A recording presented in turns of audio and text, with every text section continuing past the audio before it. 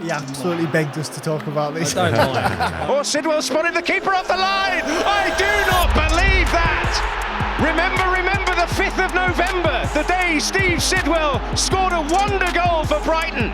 My kids, it's mad because the boys, the commentary, they know it. Even to this day, they know it off by heart. If I go out to training in the warm-up, you can gauge it. If this is a bit flat, I'll pick it up.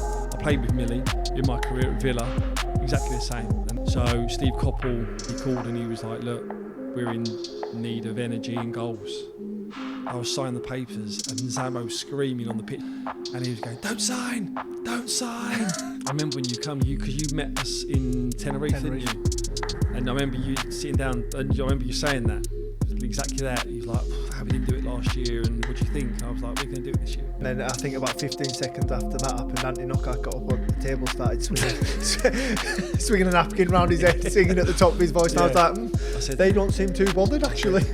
So our guest today has had 2 spells at the club. He's involved in a major podcast.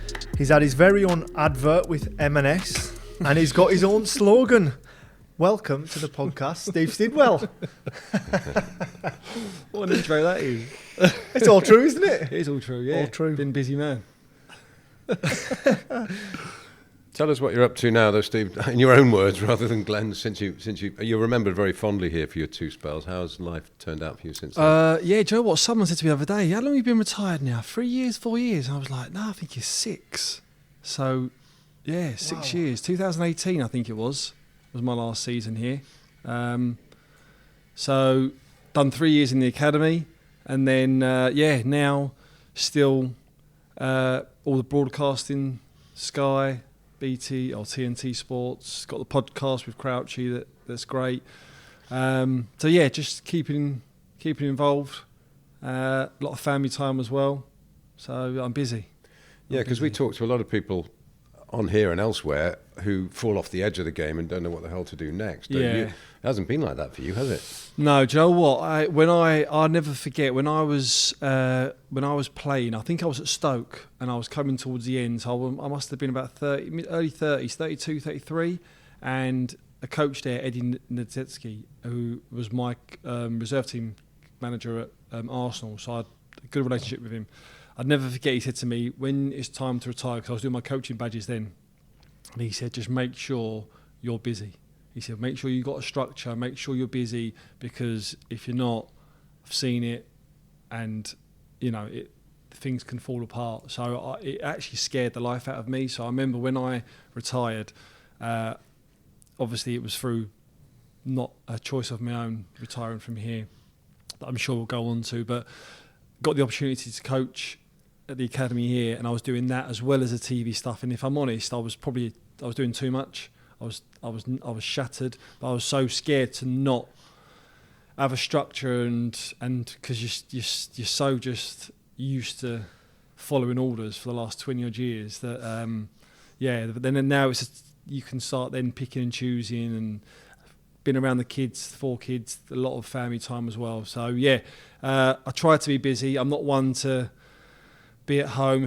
Even now, if I'm in the diary and there's a few days off, I'm like, I can't be indoors. I've got to be out. I've got to be doing stuff. It's mad, isn't it, that you never kept your own diary until you're like 36, 37 years old. I tell people that and they're like, what? And I'm like, well, yeah, I just got told what to do week by week for 20 years, basically. Yeah, you're kind of institutionalised, aren't you? Listen, football is the biggest bubble ever. I don't think anyone from outside can ever come in and they would probably see it's a real glamorous sort of job, and it is, don't get me wrong, but it's its own world entirely. And you're right, you get told what to do, what time you got to be in, what time breakfast is, what time the meeting is, even when you get on the training pitch, the coach and manager, right, do this, do that, right, this pattern of play we're doing this set piece we're doing this. You're just used to it, and then when that day stops, it's weird, isn't it? It's really strange and it's tough. Some people can't get to grips with it. I mean, I think it all depends on outside of football, your lifestyle, your people that you've got around you, and if you've got a good network of friends and family, you'll always be fine. But if you haven't, then the wheels can come off, and I've seen it with friends and with fellow players. I think that was some really good information to give you, Eddie. Because just to stay busy. I mean, because I think a lot of footballers rely on what they've done, and this will happen, but only for the very elite. Yeah. Is that they'll expect the phone to ring, and the phone doesn't necessarily ring, does it? No, you quickly realise that. I think TV wise, if you're in that media bubble as well, you're always going to be busy for the first year, 18 months, as you found, because you're the next insight out of the dressing room. But yeah, I mean, I remember spells where I was just getting out of the house. I was just going to the gym, not even to get fit for anything. It was just basically to kill 2 hours out of my day. To then come home. And to burn off that extra energy that you've got. Yeah, because you're just so used to doing it. And I think as well, the player that I was, and with training, you see me, Muzzo, how I trained how I played. Seen some good battles on a Wednesday afternoon with City. Intense, some good ones. yeah. So that was me. I had to sort of maximise my whole. I think I had like energy. I used to wake up in the morning and have like energy, and then that would just wear off throughout the day, and then go to bed and it would just recharge. And if I didn't burn that off in the day, it was like I needed to do it. Yeah. Siddy's one that would pick the whole group up. So if anyone came in feeling down or anything like that, he'd be the one like to lift your mood. I always remember if you ever had an injury, he'd be like, put in your pocket, it's fine. In the box. Yeah, Stick put it in the box. Yeah. I couldn't take players like, little niggle, I miss this one up. No. There's no missing this one out. How was that player? I was like, Muzzo, there's no mistake. Yeah, I've got a knock there, and I've got my knees killing me on top of my toe. I'm like, listen, everyone's got their little box next to them, right? And you just got to stick it in the box. But I love this. So was the doctor not saying to you, don't tell him that, he's got a bad injury? I had the doc when I had him at Fulham before, so he knows the box. So I said to the doc, you need to give everyone in this room here a box. Yeah. Because and sometimes when that lid just creeps up and it wants to come out, you've got to shut that box just for the weekend, and then you can open it on Sunday. But when we're here Monday to Friday, especially on a Saturday, you need to stick all that in a box. So did managers love you for that, or did they tell you not to interfere? No, I think that's why, like Muzzo said there, I think I was the one that probably coaches and managers because I was always reliable. Like, tell me one thing, you don't tell me again. If you need me to relay that on to certain players or the group, not a problem. If I go out to training in the warm up, you can gauge if this is a bit flat, I'll pick it up. Right, I'll get it going. And you got people like that. Like, I'm sure I played with Millie in my career at Villa, exactly the same. But I can assume that him in the dressing room now would see that. So, it's so important to have them players in a dressing room. That's interesting because people keep saying that those players are in short supply now. Is that true? Do you think? Yeah, I think it is. I think it's an old-fashioned mentality that's installed. I think it's a gift that certain people have got, certain people haven't got, and for someone, I'll put it this way, if I'm a manager and I had a few characters like that in my dressing room, I would love that. I'll take them characters all day because I know I could just have one discussion. Right, listen, whatever's going on in the dressing room in it, or have this chat, get it nipped in the bud. Done. So you can always rely on them players. So yeah, I'm a big admirer of them characters. Do you think that's a generational thing, Siddy? Because you mentioned Millie, and Millie is from the old generation. He's obviously. You say I think Hinch has got it. I look at Hinch. I mean, I coach Hinch. But again, that's from his footballing background. Yeah, I think I think it's installed in you. I think they're a dying breed. I think they're not going to go out. But as when we was playing, and you'd have 5 or 6 in the dressing room, you may only have 1 or 2 now.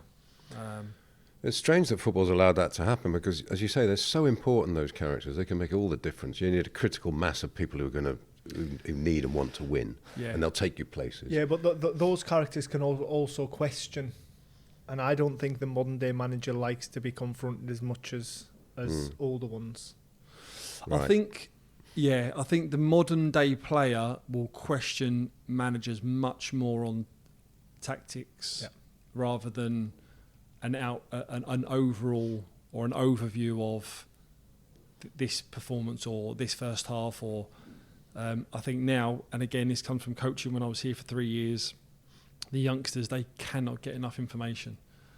When we was playing, I knew whether I'd run around a lot, or I knew if I've trained well, or I'd know if I've played well on a Saturday. I didn't need stats to back that up.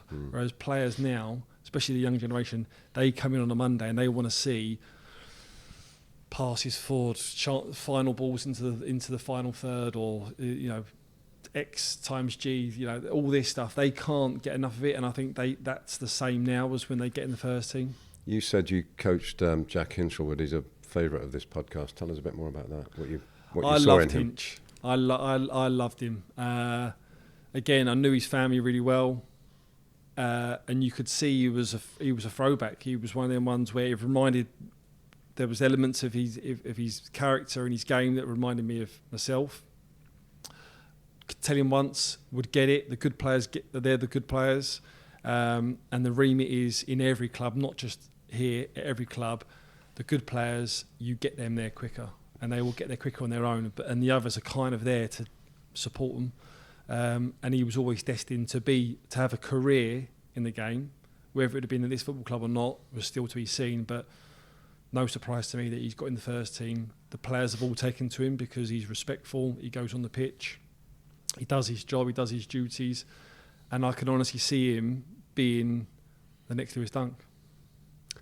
He's versatile, but when you looked at him, what did you think his natural position is? Oh, centre midfield. Right. Yeah. He only ever played centre midfield in the youth team. Didn't really see him. Would always have the energy to get around the pitch, and if someone went forward, he'd know straight away that he'd have to fill in, and had that game management.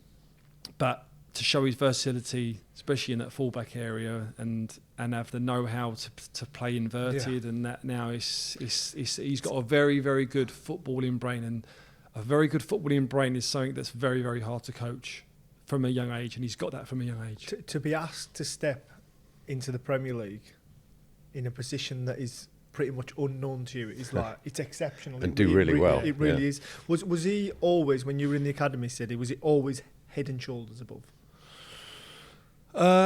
Not so much it'd be in the top 3 performers of every game.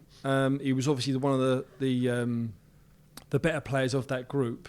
But what was key was that even if he wasn't playing well, when everyone has an off game, that he'd have an impact on the game. Now, whether that meant he was barking orders at his wingers or the strikers or the defenders, he would have an impact somewhere. And then, like you said before, that dying breed, that character, you need that.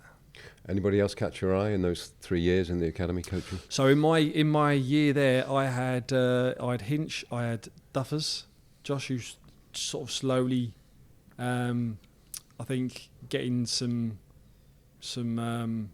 focal points from the first team.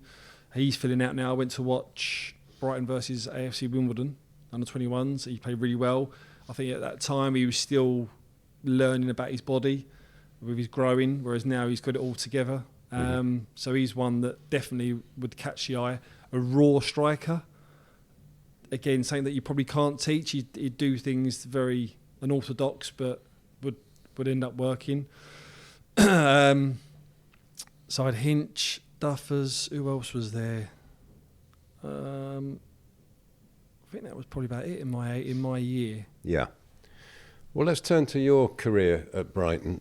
There were 2 phases.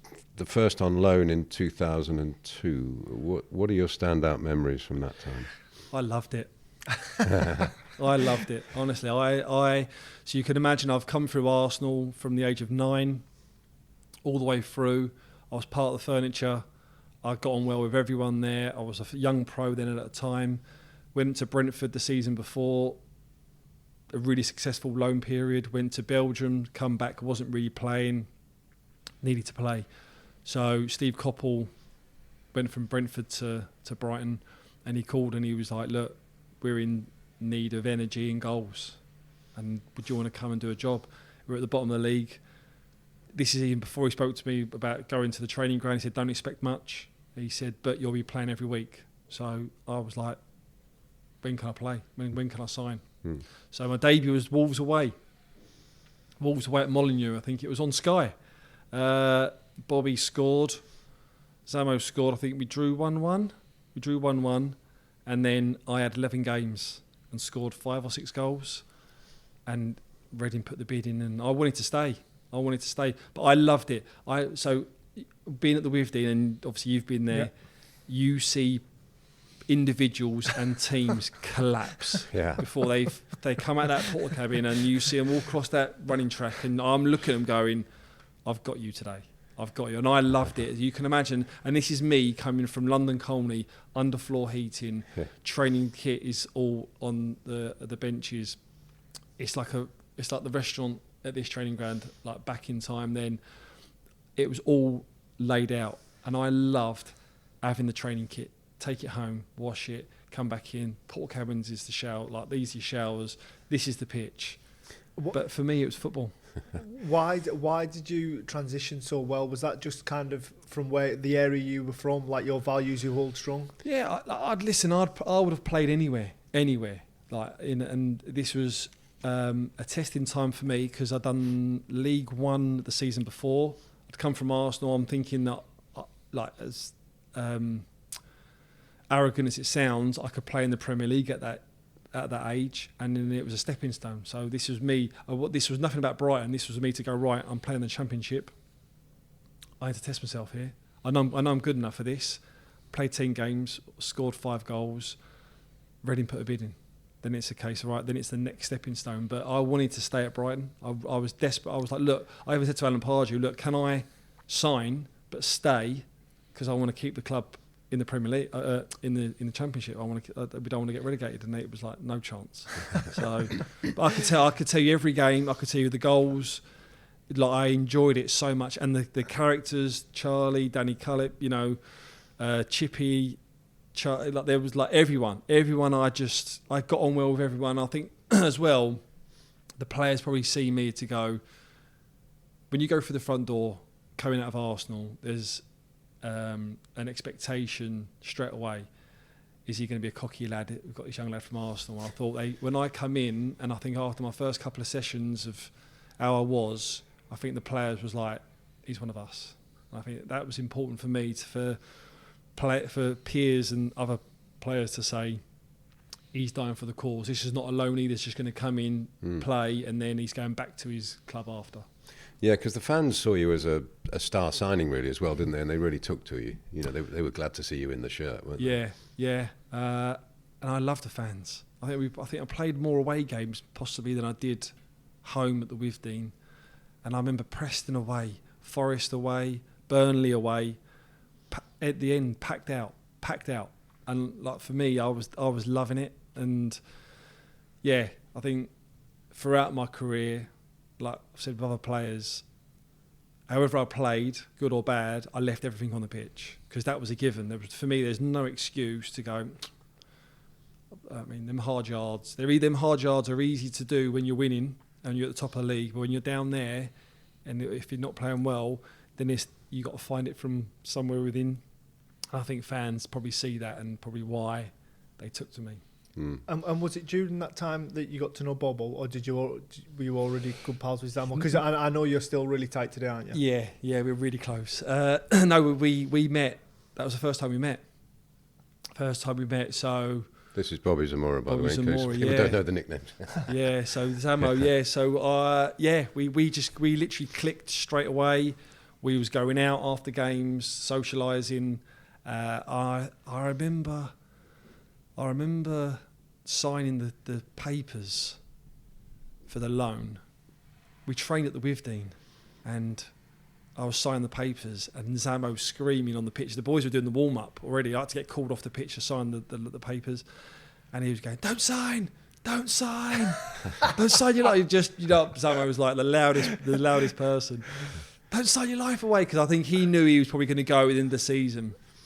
But yeah, we remained close, and then obviously throughout our careers stayed close, and then finished our careers back at Brighton, which was a nice fairy tale ending. I think it speaks volumes of what the fans think of you, because you're held in really high regard at this club, aren't you? But it was such a short spell, that first spell.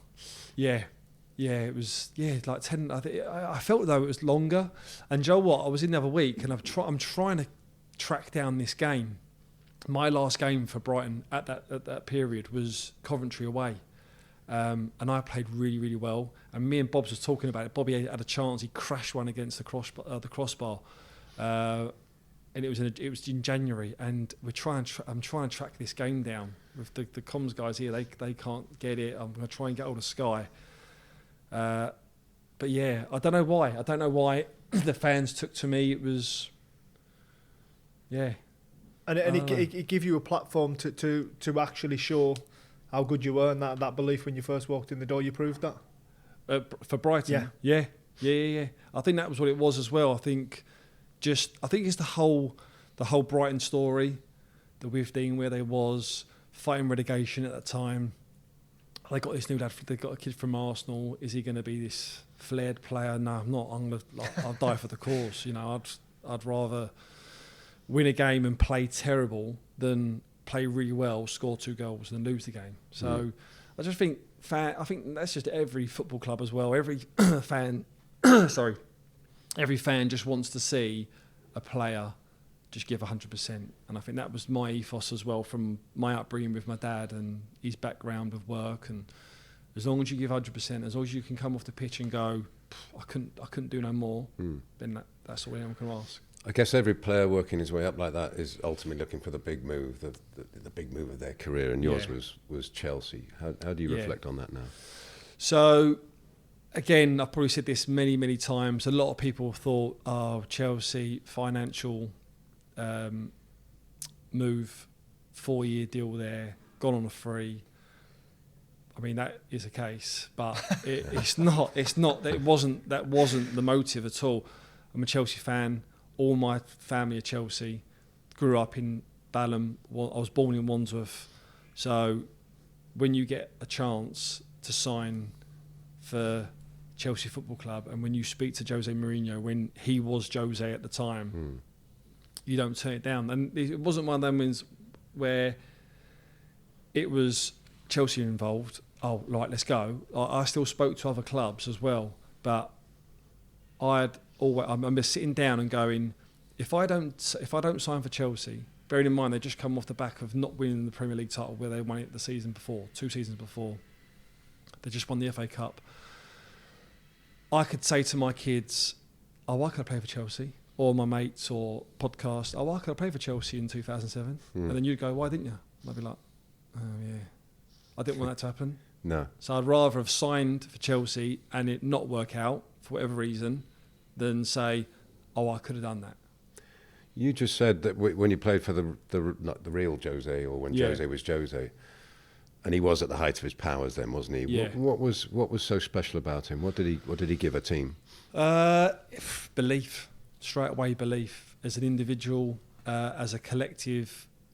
There's a lot of stuff happens now. I mean, I could say what he done back then, which is the norm now. But he was doing that back in 2004. So he was well ahead of his time. But he would do things, so like a quick story where we had a build-up for a home game. I think it was against Villa at home.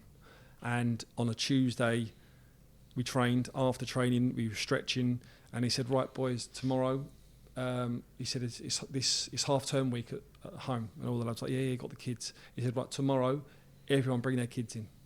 Everyone, okay? And we're like, what to train? He said, yep, everyone bring their kids in. If you haven't got kids, go and find some kids. Go and bring them in to train. Borrow some kids. Or borrow some. He said, but tomorrow we're training as normal, but we're having a fun day with the kids. Tell the wives, girlfriends, relax, go shopping, have a spa day, be at home. You know how he is. So we go home and I say to the missus, I want to take my I think I had Harry at the time. I said, I want to take H into training. And she was like, what? Because that's never been done before. And I was like, yeah, I'm going to take you, like the boss said about bringing him in. So the next day, I promise you, we're training on one pitch, and the pitch next to us, there's about 4,000 kids on this pitch, right? With footballs, screaming, shouting, having fun, and there was a few staff looking after them. And we're going through proper drills. After all the kids come on, we have pictures and get back home. Obviously, the wives and the girlfriends all happy, all the kids are happy, and that was Jose just... knowing, and to be fair, I've never done that before, and I've never had a manager do it after, and he didn't need to do it, but it's just his way of just getting everyone on board.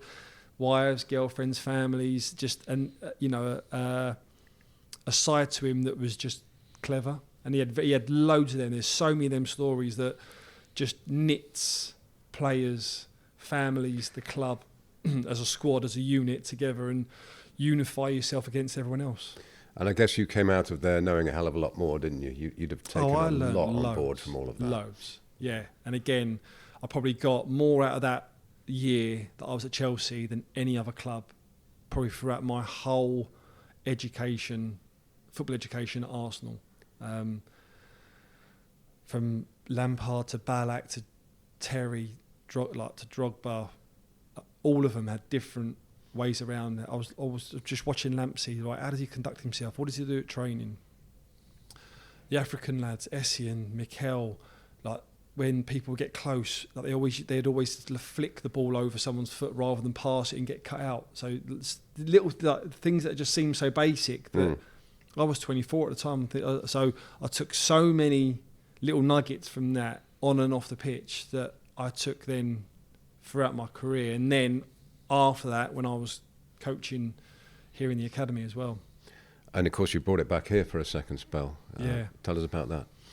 Yeah, so I was at Stoke at the time, wasn't really playing with Mark Hughes, and I was speaking to Tony and Darren Bloom, and the opportunity come to come here on loan. I wanted to play football. I mean, I was 33, I think, maybe at the time, and I just wanted to play football. I was naturally fit, nowhere near the end of my career, could see myself going for a long time. And always looked out for Brighton's results. They was on a real good run as well, and then the chance come in January to come in. It was a good end to the season. We give it a good go. We just missed out on the playoffs. We made the playoffs, but just missed out on going up. The Middlesbrough away game was still a sickener. I actually remember. Do you know what? I remember sitting. I was in Spain. I was in a van. I was watching you. I don't know why I was off or why I wasn't playing, but you scored at Nottingham Forest. It was like April time, was it? Yeah. And I thought they're going to get promoted. That was me. Yeah, I was on the bench that game, and I remember being on the bench. Playing that luminous yellow. Yellow kit, and I remember saying to the lads, "I'm going to come on and score." And you probably have done this so many times. You just know that today's going to be your day. And the game was so tight, and I remember just going, "I'm going to come and score." And I said, "If I score, I'm running over to this bench." So and I remember saying this, but they must look at me going, "He's off his head, this fella." And I scored. And looking back at the footage, I mean, like, there's just absolute limbs, isn't there, in the background with all the fans. And then we steamed over to the bench. But they're the moments you think this is going to be our year. In hindsight, and it probably was a blessing in disguise that we didn't go up, because it then gave us the season after. But I have to say, the home game against Sheffield Wednesday was, like, even now it gives me pins and needles. Like, that was unbelievable. The atmosphere, I've never heard anything like it. And I've played in big games, big stadiums. Especially that first half. And how we didn't sort of go 3 or 4-0 up in that game. And to be fair, I shouldn't have even played in that game. I mean, the first tie away, I'd done my leg. Were you one of the ones that came off? There was like 4 lads came off, wasn't there? Was it me, Anthony, and Connor? Yeah, that's 3. Thomas? They ended with 10, I think. Yeah. So yeah, I don't know how many days I had to recover, but I remember having injections and basically having it strapped up. Put it in the box. Put it in the box. Yeah. Stupidly enough, I just put it in the box. Yeah. I mean, and honestly, I did have half a knee. I remember going into the gaffer before the game, because he was gonna. I think he was toying with playing with. He might have been toying with playing with Crofty, and Colin Calder would come up and he was like, "Are you good?" And I was like, 100%. Like, I was obviously tablet. I was medicated up, but strapped up, and I played, and actually played really well, and that might have cemented the move for me to come back the next year. And then that next season was fairy tale stuff. But going back to how you were day in, day out, you were integral to, because I've said this before on the pod, but I joined that summer and I had a real worry that there was going to be a hangover because you went. I mean, you were almost touching it. Do you know what I mean? Yeah. Both in the league and then in the playoffs, it was turbulent, and I wondered, are this group going to disintegrate? Yeah. Is it going to hit them hard, or are they going to bounce back? But like your attitude and the way you carried yourself every day was so integral to that group bouncing back. Yeah. No, I think it's just everyone had their part to play, didn't they? I remember when because you met us in Tenerife, didn't you? And I remember you sitting down, and I remember you saying that, exactly that. You was like, we didn't do it last year, and what do you think? I was like, we're going to do it this year. And then I think about 15 seconds after that happened, Anthony Knockaert got up on the table, started swinging a napkin round his head, singing at the top of his voice. And I was like, I said, they don't seem too bothered, actually. They're not crushed. I said, see, we're all right. But there was so many parts that season that it was just meant to happen. It really, really was. And one of them, I mean, there was loads, but one of them was your goal, Birmingham away. Birmingham City away, where you scored, and we went for our Christmas do after. And I remember being on that bus, because we played at Birmingham City, so we went to Manchester, and we got the bus up there, the lads. And we was on there, and the lads were like buzzing. And I said to the lads, and this is, bearing in mind, this is in December. And I remember saying to him, I said, we're going up. And they was like, no, you can't say that. And I was like, lads, I'm telling you now, our foot will not come off this pedal. What I've experienced since pre-season to now was exactly the same as what near enough we had when I was at Reading, and then we steamrolled that year. I said, we're up. And then the characters and what we had in that dressing room, we didn't take our foot off the pedal. You were adamant. I remember you being adamant throughout, and you were almost like a beacon for me, because whenever I would worry or maybe just start thinking about it a bit too much, I'd speak to you and you'd be like, no, don't worry, we're gonna. So there was too much. That actually had a big effect on you. I think it had a bit. I think moments like that, you look towards people who have had careers like Steve, and his experiences, and I think at some stage everyone will wobble, and I think to have people like Steve in your dressing room and was so adamant and ultimately believed that. Yeah. And it was. And sometimes you have to fake it. Sometimes, like, not that I always knew we was going to go up. Like, I genuinely did. But then sometimes when individuals weren't performing, or there was a few games where we've just maybe scraped a win or just got by or got a draw, it was a case of, like, you got to just keep reminding them, especially at that dressing room at the time. I don't think no one had played in the Premier League in that dressing room at the time. There was just me and you, that's just us two, wasn't it? Yeah, all the rest are striving to get there. And it was a case where you've got to keep nailing it in that this is the journey. Don't come away from this. There was a real wobble, wasn't there? Remember when we went to Huddersfield away? Yeah. And we got undone. And there was around that period, it was like, ooh. Yeah. That just after Christmas, I think was it late February, something like that, March. Yeah, because they was good. They were good for Huddersfield.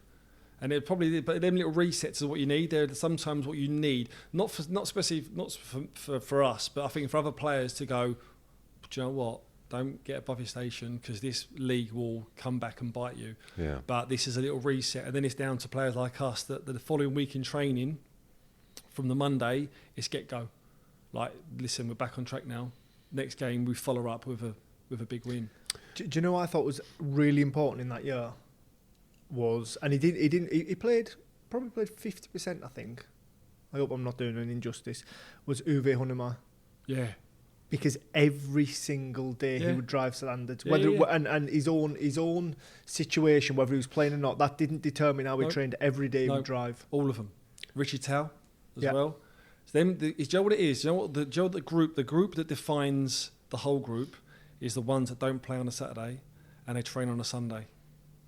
And obviously there's loads of names, Bomb Squad and all this. If that group there drive training on a Sunday, then you know that next week, Monday to Friday, everyone's going to be at it. When you've got lads that will go, not played again, because it's only a small group, it's only 5 or 6, and to motivate yourself week in, week out to go and accept this is my role and I'm not really going to be playing, That's hard, and I've done that. I've done that role. I've done that at Stoke when I weren't playing every week, but I'd go in every day and drive or the rest, because it's not just about you; it's about the whole squad and team.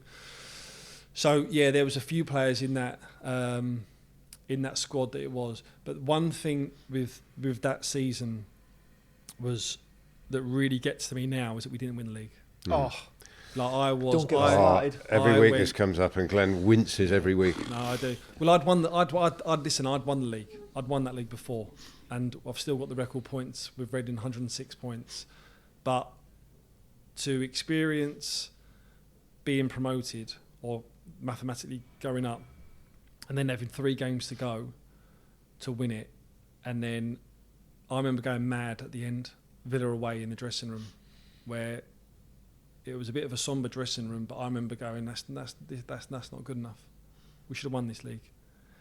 But you can't get away from taking joy out of other people, because that's the first time they got promoted to the Premier League. So their season's done. They've achieved what they wanted to achieve, and they would openly say, "I'm there now." But for me, like, you just haven't got something to show for it, have you? Yeah, I think that's the old. Yeah, like we should have done that. It should have been another honour that should have been on the. Yeah. Talking about the end of that year, so we had a bus parade, didn't we? Yeah. And we had a bus parade in League One, and it wasn't quite the same. And like all like leading into that, I was like, oh, this bus parade, man, like it's gonna be rubbish. It was unbelievable, wasn't it? Yeah, we just come back off Vegas as well, so we landed in the morning, and you can imagine that was a heavy 5 days. Was you there? No. You didn't go? Oh, Why Inman. not? Inman. No, that's his nickname. He calls me. He's the Inman. Didn't come out on any nights out. Muzzy, you coming to Vegas to celebrate? No, I'm going on a golf holiday with my lads to Portugal. Are you the first footballer to turn down a trip to Vegas when you've just been promoted? You had to pay, don't worry. So we landed in the morning, and that parade. So we was the same, really. We was like, yeah, all right, okay, do a parade, but when we landed and got to the stadium, and then on that way round, and then the ending, it's unreal. On the lawns down at the front, and the amount of people, and got some great pictures as well. I actually didn't realise how much the city cared. Yeah, I think that was a big turning point, wasn't it? Because it's one of them where are people riding the wave? They just coming out just because it's a big thing because you're doing well in that moment. City. And then you find out in time when, well, not when, hopefully it never happens, but if the club ever drop down a league to come back up, and then. Well, a lot of those people on Hove Lawns would have been at Edgar Street in 1997 when the club nearly died. Yeah. And when you've seen your club nearly die, and then you're on Hove Lawns celebrating them getting promoted to the Premier League, that's about as good as it gets in football. I think that is exactly it. And that there, when I go back to that time, it's all about where this football club's been. And that's more important than any player, any individual, any manager. You can actually reflect and go, this football club nearly doesn't exist. And then now you see the joys of where they are now to where they was, and we was just a tiny part of that journey. And don't get me wrong, it's one of the best parts of that journey to experience that, but there's so many other little individual bits, and it's a special time. Finally, Steve, we'll get pelted with fruit if we don't ask you about your goal from the halfway line, the David Beckham goal. So just tell us about that quickly. Against Bristol City, wasn't it? He absolutely begged us to talk about this. I don't mind. I haven't seen it since this morning, to be fair. I was watching it on the way in. No. It's a real... Again, it was part of the journey. I said before, there's no science to it. I think it's just an attraction. It was just meant to be. It was another one of those moments. You said my goal at Birmingham. Yeah, that was another one because we weren't great. It was a lacklustre night. It was one of them when it needed to grind to get through, and also there was something special as well, wasn't it, with Anthony's shirt and his dad and things. Yeah, I think that was the most relative thing to that night, because I think we'd gone to the funeral that week. Midweek. Yeah, a few of us had gone. There was about 6 or 7 of us that had gone over, and the gaffer as well, which again just shows the solidarity of what we had there. And that goal it was just meant to be. It was whether that was someone from above looking down, and the arrangement was always whoever scored first was going to get the shirt, or always all going to run over and get the shirt. And it was just a poignant moment that it was for Anthony's dad. And again, it was just like, I mean, I tried to score from the halfway line. It was not just because it was a one-off. I remember trying at Old Trafford once, and it was like a worm burn. I don't even think it got above. I don't think it got above the grass. So it wasn't just a one-off for me. I've tried, but that was the first time it was executed and done. But on the left foot as well, I had one glance, and I'd always looked every game. I'd always looked to see if the keeper was off the line. And I knew if it fell to me in any game, if it felt right, then I'd go left or right foot. Not a problem. I can use my left foot. It's no drama. And then when it was there, I had one glance, and then it just was there. Isn't it rotten that everybody remembers the David Beckham one more than the Steve Sidwell one? We got to change that. My kids, it's mad because the boys, the commentary, they know it. Even to this day, they know it off by heart. The two commentary, the one from Sky and the one from our own in-house one, and it was a nice moment. It was good, and it was just something that was just part of that season's that wonderful year. Season's journey. Yeah, absolutely. Well, thank you, Steve. That was a great ride across 20 years, both here and far beyond. Really enjoyable. Thanks for your time. Part 2 pending, I think. Yeah, definitely. We're not done, are we? Oh, we've not even scratched the surface. You come back this fun afternoon. Stuff still to come. It's always fun stuff with me.